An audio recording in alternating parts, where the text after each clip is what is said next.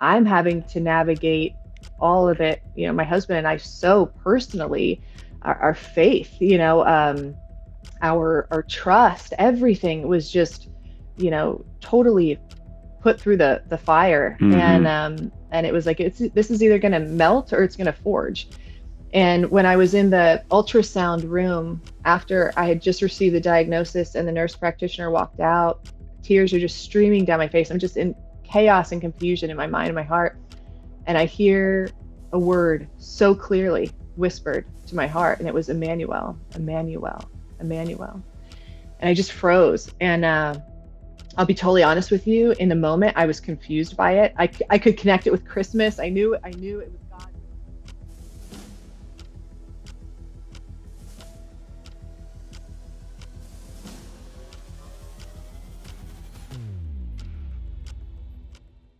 Hey, welcome to Simple Faith. Hey, I got a buddy in Lexington, Kentucky named Greg Horn, and he has a podcast and a radio show. And every now and then he'll text me and say, I just had an interview you're going to want to have.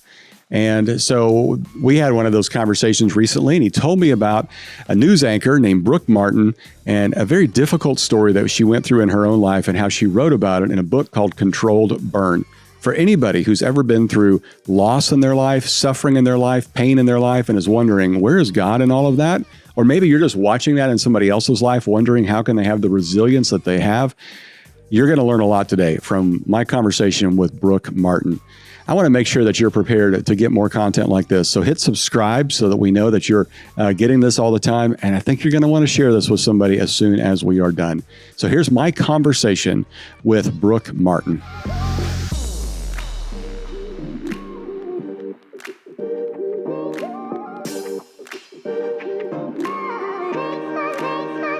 Brooke Martin, thank you for joining the podcast. For our listeners who may not know your story, just give us your life in 90 seconds. Tell us who you are and what it is you're up to.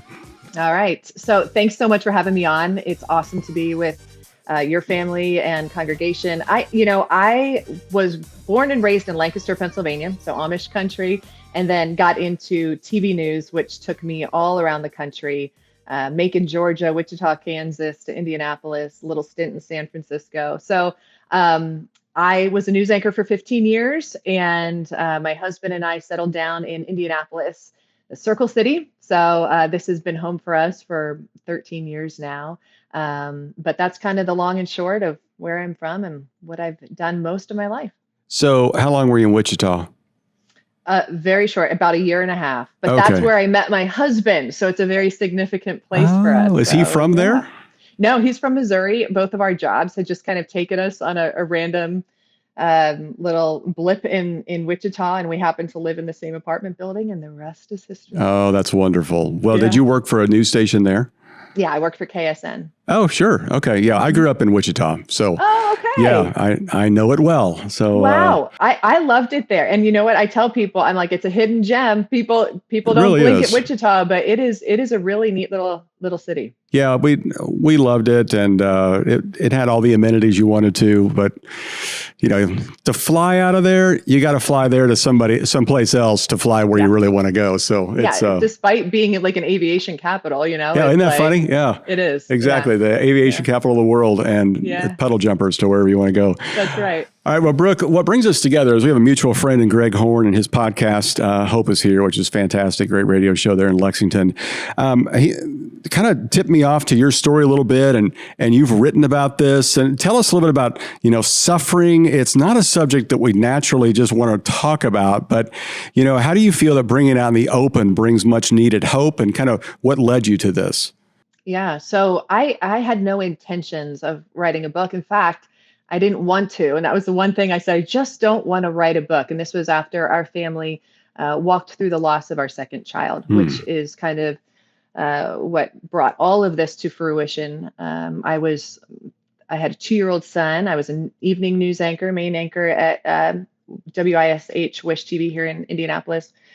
And had announced our pregnancy on air. So everyone was excited. It was the whole thing. Life was kind of shiny and bright. And I had a bad case of bronchitis, went into the doctor, and it was there that I was alone. And they made a terrible discovery that our baby had a condition known as anencephaly, which in layman's terms means that the baby develops perfectly healthy, except its skull does not close at the end of development. And so it's a 0% chance of life. And so I had to navigate that very publicly. And we chose to carry her full term.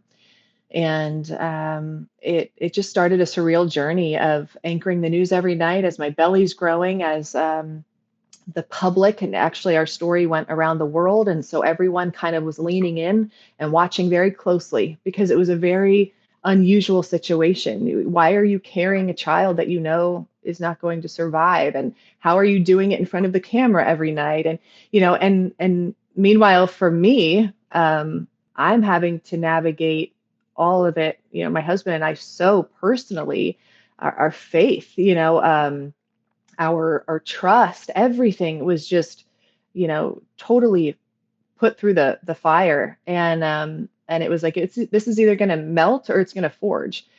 And when I was in the ultrasound room after I had just received the diagnosis and the nurse practitioner walked out, tears are just streaming down my face. I'm just in chaos and confusion in my mind and my heart. And I hear a word so clearly whispered to my heart, and it was Emmanuel, Emmanuel, Emmanuel. And I just froze. And I'll be totally honest with you. In the moment, I was confused by it. I could connect it with Christmas. I knew it was God with us. I knew all these things growing up as a Christian. I'm like, Emmanuel, but why? Why? Because how could that name possibly be enough for what I'm about to experience? And so that was kind of, my personal journey of like, why Emmanuel, and what does this mean for me, and how could he possibly be enough? And so that, we named our daughter Emma Noel after Emmanuel. Oh, wow. And began to walk a really long road. Well, let's jump into those questions you were asking, because I think that's what everybody wants to know when they go through a fire, a difficulty, a struggle, is how can you be enough, God? This pain feels overwhelming. I appreciate you're here. I appreciate Emmanuel. Yeah. But how does that help me in this moment? This is a months long journey, and then the journey after, the delivery. What did you sense God's answer to that was? Yeah, it was dependent on the day. During those months of pregnancy, some days were really hard, excruciatingly so, but most were remarkably filled with peace and joy. And I started to understand and develop a hunger for Jesus, for the person of Jesus, for who he has called me to be in following him. It's like, in my book, it's called Controlled Burn, because I feel like I was given this analogy of life's fires, right? So often in the Bible, suffering is talked about fire. And I was driving down the highway. I'm going to get back to your question, but I was driving down the highway. This is about 2 years after Emma's death. She was born alive. We had 21 minutes with her before she passed. And the entire thing wrecked me for the good. I mean, I was changed. And I got to the other side of this, and I am just insatiable for the word and for God. And people are going, what happened here? And I'm like, that's a great question, because some people walk through fire and they disavow their faith, and they, they're gone. They're like, this is no longer true for me. And I'm like, and here I'm like experiencing these revelations of what's the difference here. And so I'm driving down the highway, and I remember praying to God, because I felt like I was being called out of news of all things, the thing that I spent my life building. And it was scary. I was at the top of my game. I'm like, what is this? And I just said, if you're calling me out of news, can you tell me what you're calling me into? And I'm half expecting him to say PR, or something that like would make sense for me. And instead, I see this picture in my mind's eye. I have not seen anything like this since, but it was a clear picture of a burned out forest. And with it came the words controlled burn.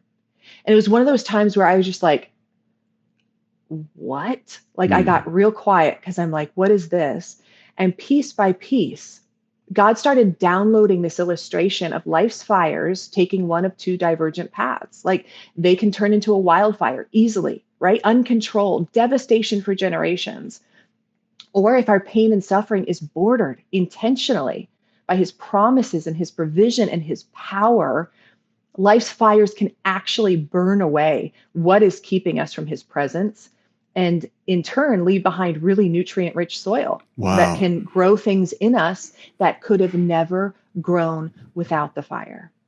And it was like, Rusty, one of those times where everything just that has been swirling and circling and the grief and the loss and the joy and everything solidifies. And you're like, this is it. Like, this is me. This is what has happened. And so it was this just vivid illustration of the potential of suffering. And so I remember I came home and I sat my husband down and I said, hear me out. I saw this image and I think I'm supposed to leave my job. And without hesitation, he looked at me and he said, do it. And I didn't know what that would mean. Like I said, I didn't want to write a book. I just wanted to get this into people's hands.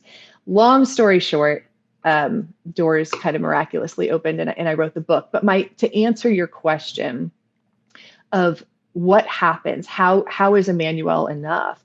It's like something happens in suffering, and it is the time where I don't think any other time in life can give this to you, where you are laid bare. Mm-hmm. Everything is stripped away. All your facades, all your pretenses, all the things that you have kind of built up to self-protect and self-regulate are gone. And you are left vulnerable and naked. And it is really the time in life where you have a choice. I call it an invitation of, am I going to start trying to control this myself, throwing buckets of water on this fire, or am I going to surrender to the flame and let God do what only he can do in the midst of this suffering? And the more I started praying into this and reading scripture on this subject and learning about it, I'm like, man, suffering is talked about so much. And yet, as you say, we try to avoid it with everything we have. And I'm just like, what are we missing? Mm-hmm. What are we missing by trying to jump out of the fire? If we can surrender to it and stay in it, what God can do in and through us is profound. When people go through suffering, the people around them can sometimes say the most ridiculous things. And sometimes the most helpful. What was helpful for you in that situation that helped you move more towards the controlled burn rather than the wildfire? Yeah, it probably wasn't anything a person said. I think I found it in scripture, and because people don't know what to say. Right, I mean, right. And that's natural and that's okay. But sympathy will lead us to our deathbed. Mm-hmm. I think Oswald Chambers said something like, Jesus comes with his pierced hand and says, arise with me and shine. But the sympathy of others will lead us to our deathbeds, meaning perspective is everything. And so, yes, it hurts. Yes, I am so sorry that this is happening to you, and don't miss it. Don't miss what he's doing. Don't miss the transformation that he has for you, because he will redeem everything. He will redeem it all. He will. But so often we can miss it by waiting and staying and being stuck in our pain and in our suffering. Sometimes it can even be a security blanket. Like, this has happened to me and this is my identity now. Mm-hmm. And it's like, no.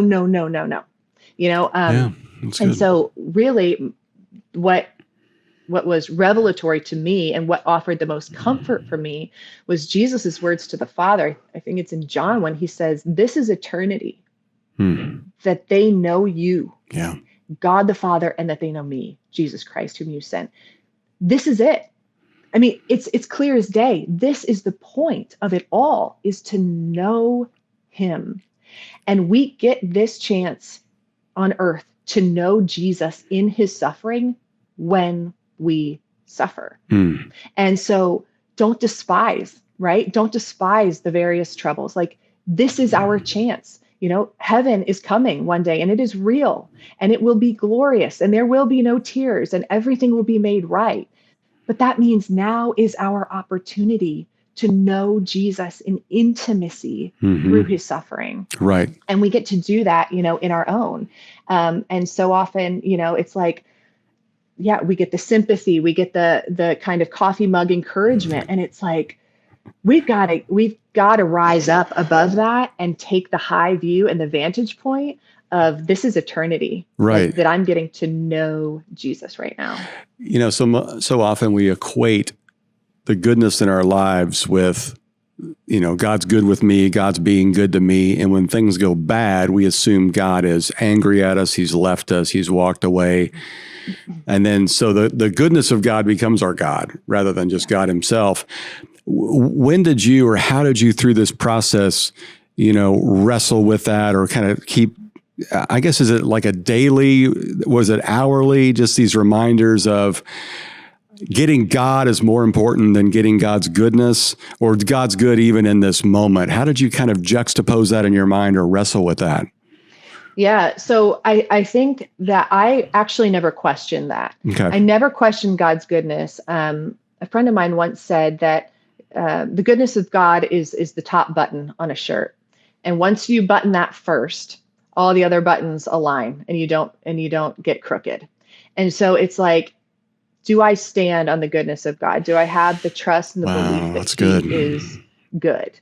And that will lead you through. And so, although the journey was hard and is still painful and still filled with, grieving and loss, it's like that button stays buttoned.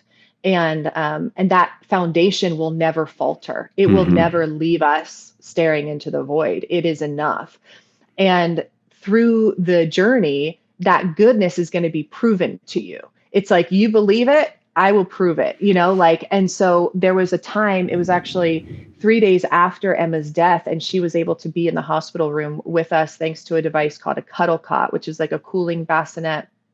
And I had been through all of it, the diagnosis, the pregnancy, the delivery, the death. But what I dreaded most was the discharge, because I could not fathom in my mind, in my heart, how a mother, has to walk out of a hospital and leave her baby behind. Like, it didn't seem possible. And so I woke up that morning of discharge with tears already falling down my face. And I cried out to God in my hospital room. I said, I can't do this. And I meant it I've been through so much, but this was what was going to break me. I was sure of it. And in that very instant, I feel a tangible strength start in my feet and just rush through my body. And this like weight of peace just fell on top of me. And I was just filled with the most peace like I've ever experienced. And I knew in that moment, the aid of heaven was being poured out on my behalf. And it was like this revelation of what is available to me as a follower of Christ, that like truly not even death can touch me. Like, I have the power, I have the authority of Jesus Christ living inside of me. And so we ended up rocking Emma that morning and handing her to the nurse, who continued to rock her. And my husband and I left the hospital. We got in our car. I'll never forget this. We buckled our seatbelts and we looked at each other and we smiled. And it was like, we just realized that we walked through, the fire, and we weren't burned. Like, we just lived out the decision a lot of people said was crazy. And, for those of us who have been brought up in the Christian world, sometimes we get so comfortable saying these things. Jesus died for me. God sent his only son. He died and rose again. And, he sent us the Holy Spirit. And all of these just kind of become knowledge, and they become stale in our minds. And here, what happens when you walk through suffering is when you see the goodness of God in the valley, all of a sudden revelation starts exploding in your heart that it's true. Wow. Like everything I said I believed, with always a little bit of doubt Sure. in the back of my mind, Sure. all of a sudden it's here in the flames, in the fire, in the burned out forest. It's here where you go, oh my gosh, it's true. And so if that's true, then everything in here is true. And so when Paul tells me, like, I've been given every spiritual blessing in the heavenly places here and now, that's true. Okay, what does that mean? How do I start living that out? How do I start living in this reality? Wait, I can tread on the enemy? Oh, what does that look like? And so what it did was just breathe life into me. Like, the gospel became real. And I'm like, here I was walking through my life in this comfortable Christianity for so many years with always this lingering thought of, is this really it? Like, is this it? Like, Right. I don't know. I go to church, but everything else pretty much stays the same. And here in the crucible of suffering, something ignites in us. And we're like realizing that the gospel is so much bigger and better than we could have possibly imagined.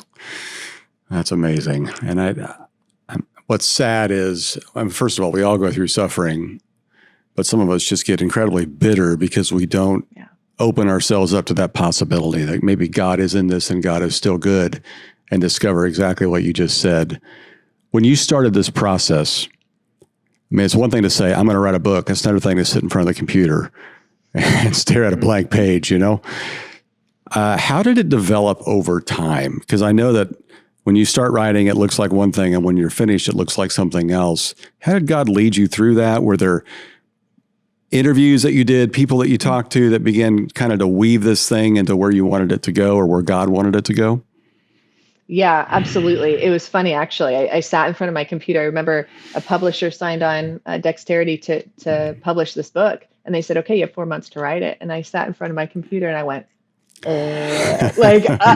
I don't know. Like, what is this? Is this Right. a memoir? Like, I had no idea. And the funny thing is, as a news anchor, I had spent my entire adult life trained to take complicated and long stories and shorten them to 30 seconds. And so details were the enemy. And here I'm being asked, write all the details, like everything, like it expanded out. And I was paralyzed, honestly. I was like, I don't know how to do this. And so it was a really interesting journey for me, and one that I had to walk very closely with the Lord, because I could not do it on my own strength. I was like, I know I cannot. And the interesting thing is, I really felt that God took this book in a very theologically rich, it's very biblically based. I mean, tons of scripture. There's a whole chapter on sin. And I remember having conversations with the Lord as I'm writing that sounded like this, like, God, no one is going to want to read this. Right. Like, no one wants to read about sin when they're hurting. And time again, I just felt him say, hey, truth is the ultimate comfort. Truth is the ultimate comfort. And so I have been shocked, Rusty, by the response to this book. I think we are hungry for truth, even when it's hard. And we address the questions of why would God allow suffering, all this stuff. But ultimately, this book is about knowing him in our suffering. And I think sometimes we get really obsessed with trying to find answers for all of life's mysteries. We want to know what we know. And in suffering, especially, there is a point where you go, all right, I can go after proof of his goodness, or I can go after his presence. And it gets down to that. And it's like, proof is a ravenous monster that, whose appetite is endless. It will lead you to deconstruction. It will lead you there. But his presence will always be enough. It will be more than enough. And it will lead to absolute transformation, beholding him. That's amazing. I know that one of the biggest questions that comes out of suffering that you had to wrestle with and you address in your book And that is, why does a good God allow bad things to happen? Everybody wants to know the answer to that question, and I have found exactly what you just said. Evidence and proof is not enough. There's a deeper why. There's an issue of presence. How do you tackle that in the book? Summarize for all of our listeners thinking, how can you still believe in a good God having gone through such a bad thing? Yeah, I mean, it's a very layered answer, and I would encourage anyone who is curious about it to pick it up, because there's a lot there. But ultimately, what we have to wrap our minds around is that this existence of ours, the short existence, is not about us. It's just not. In the beginning, God, right? In the beginning, God created, not we created, not, it's God. And, as Moses said, we were created for your glory. And so ultimately the bedrock, is that God is good. And as hard as it is to hear, this isn't about us. This isn't about us. And so once we can stand firm on that, all of a sudden, God can lay incredible purpose on us when we are operating in our suffering from those foundational elements, and we can survive the fire. And like you said, when you don't have the bedrock of truth, because ultimately hope, right, which is what we're all getting to here in suffering, is based on the indestructibility of truth. And so that's why we do not grieve like the rest of the world who has no hope, because they don't have truth. And so it's like we have to get things right at the bottom before we can start building to the redemption and the reconciliation that is on the other side of suffering. But a lot of times we don't ever get there because we get stuck in the fire because we are on shaky ground. We're not sure, what's true, what's not, what's the winds of culture are teaching us today and tomorrow. Biblical truth is what we need desperately. And so how can a good God, I do not believe he causes bad. He is the God of all things good. However, we live in a broken world. It is sin, and brokenness is going to be a part of our existence. And this is the beauty of it. He will work all things for good for those who love him and who are called according to his purpose. So he will take it and turn it. Even the worst of the worst, he will take it and turn it. But ultimately, it's up to us to submit and surrender in the pain, which is actually far harder than it sounds. Yeah. Towards the end of the book, you say, today, Emmanuel is an ever unfolding revelation, an invaluable gift I unwrap every day. Talk to us about that. How do you see the unwrapping of that gift now? Yeah, I think first and foremost, like the scriptures have come alive to me. I cannot read them without getting emotional because I know Jesus now. Like I know him. Like I was with him in the Garden of Gethsemane. Like I allowed myself to weep with him. I know him. I know his goodness. I know his love for me. And so when you read the gospel through that lens of love, it will just completely transform your understanding of it. It's no longer just a belief system, hard stop. It's this ever unfolding revelation of his goodness and of our position in the heavenly realms with him, seated beside him. The veil is torn. We have access, we have privilege, we have power. And so you start getting into some of that stuff and you're like, oh, this is too good. And it's never ending. It's never ending. And so, for people who are walking through suffering, I just, implore you to understand there is so much more for you.